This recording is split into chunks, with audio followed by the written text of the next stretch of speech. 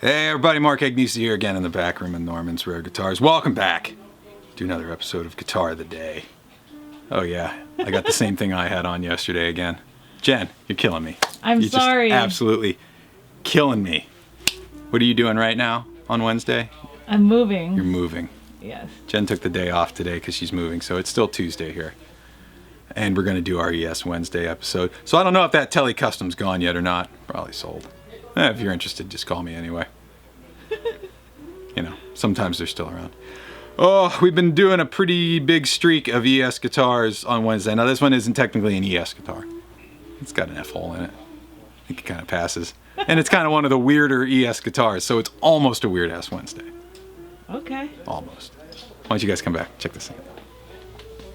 This is from 1964. This is an original Gibson Byrdland. Original Sunburst finish. Gold parts ebony board. It's gorgeous. Yeah, this one came out of the stash too. That when we went in a couple weeks ago. This was in Norm's personal stash of stuff. It's probably in the book. I didn't pre-look to see what page it's on, but more than likely this one's probably in his book. We haven't done a Byrdland in a while, so we need to talk about the Byrdland guitar.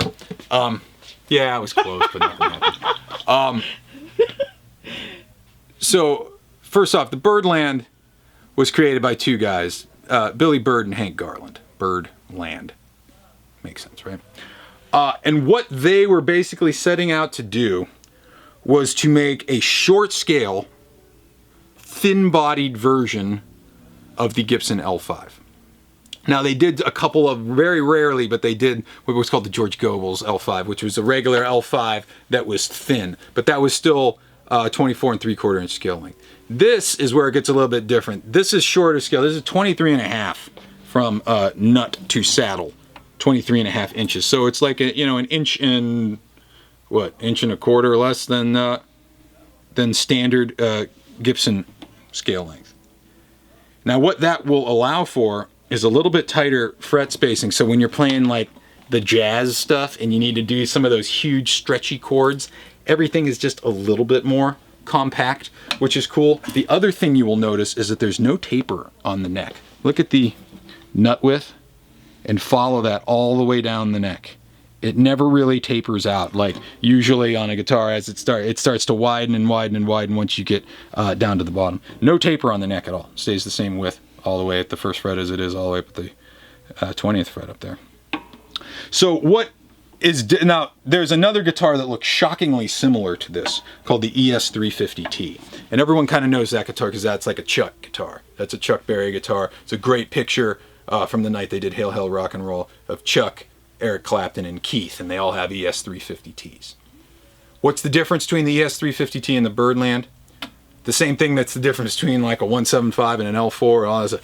The ES prefix is going to be a laminated top. So on the ES350, it's a laminated maple top, just like the 335s. This, just like the L5, is a carved spruce top, solid. This is one solid piece of spruce. Someone went in with a chisel and carved this top out by hand. It wasn't just pressed in a machine like they do the 335. So this is kind of like the classier, dressed up big brother of the ES350T. So you have the solid carved spruce top, then you also will have the gold parts, and then you will have the ebony fingerboard ES350T with still rosewood. So it kind of follows the same kind of things as like a Les Paul Custom 335, 355. The fancier binding, the gold parts, the ebony.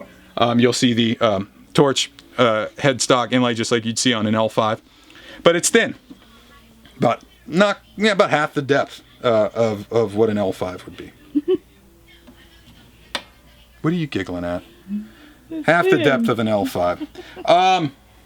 So yeah, a lot of the jazz guys like these. You'll see Hank Garland playing a lot of the country guys do them. Ted Nugent likes them too. Say what you want about Ted. His songs are a hell of a lot easier to learn than jazz songs. So let's go out to the couch and turn it up really loud till it feeds back. Let's go get our Ted on. It's Wednesday. Let's do it. It's Tuesday. Pretending to be Wednesday. It's Wednesday. I've already done one today. Let's do it. Get it over with. It's TED Day. TED Talk. Am I still talking? Are you still recording? I'm still recording. Okay, what? All right, we're out front. We have the 1964 Gibson Byrdland original Sunburst finish. We're going through 65 reissue, deluxe reverb today. All EQs at noon, just a little bit of reverb. Let's start up on that neck pickup all by itself. See what we got going on.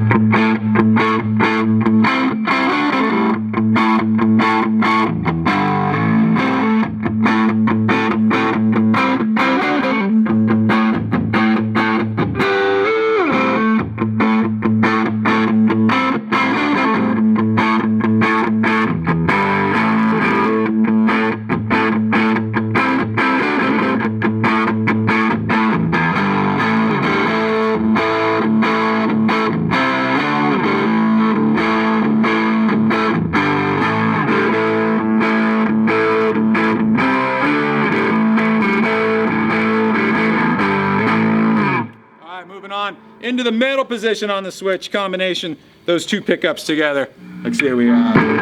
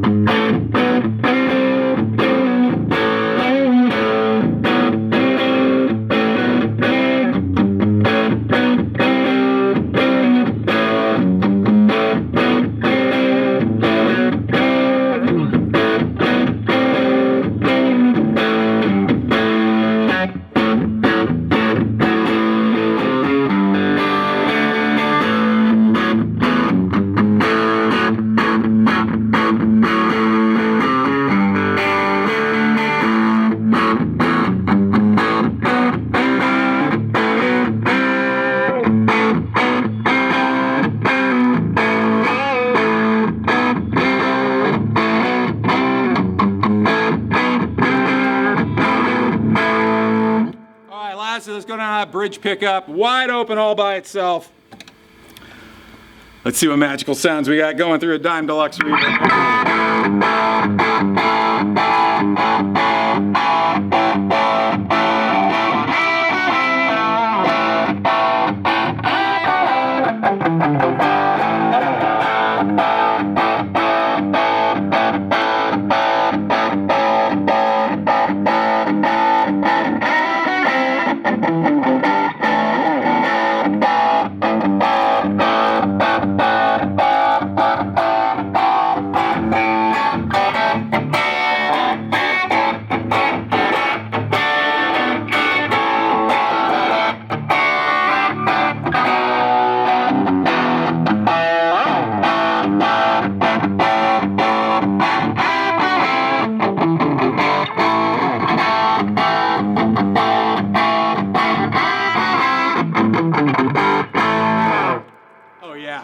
Just the way Hank Garland and Billy Bird intended it, guys.